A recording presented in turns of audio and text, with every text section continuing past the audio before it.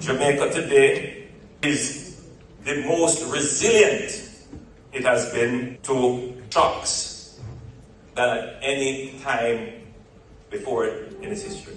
It took us 17 years to recover from the oil price shocks and the socialist experiments of the PNP in the 1970s. 17 years.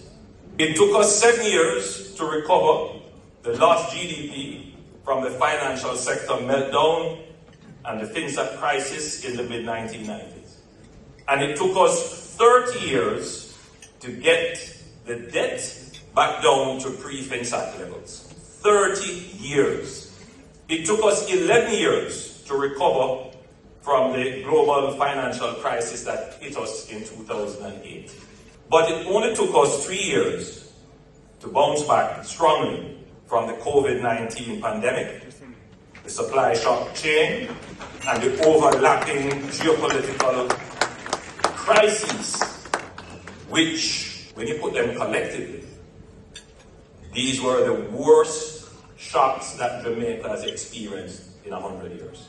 Think about it, that during the worst shock that we have experienced, not one public sector worker was laid off. In Europe, people were laid off, salaries were cut. Right here in the Caribbean, people were furloughed. Didn't happen in Jamaica. We have finally conquered the challenges of macroeconomic instability and excessive debt, which have plagued us for decades.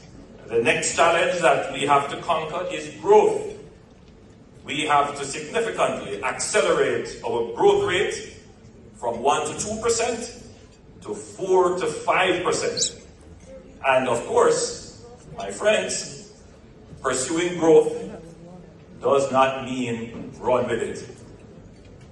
We have presented budgets to you without ever running with anything.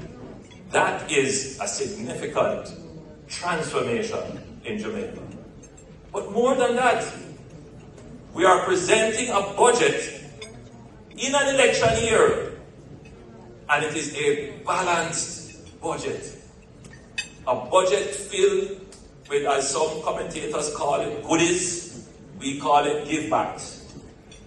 And we were able to do that without running a deficit or without putting on any new taxes. Despite this being a special year, we decided that we will present a balanced budget with no fiscal deficit.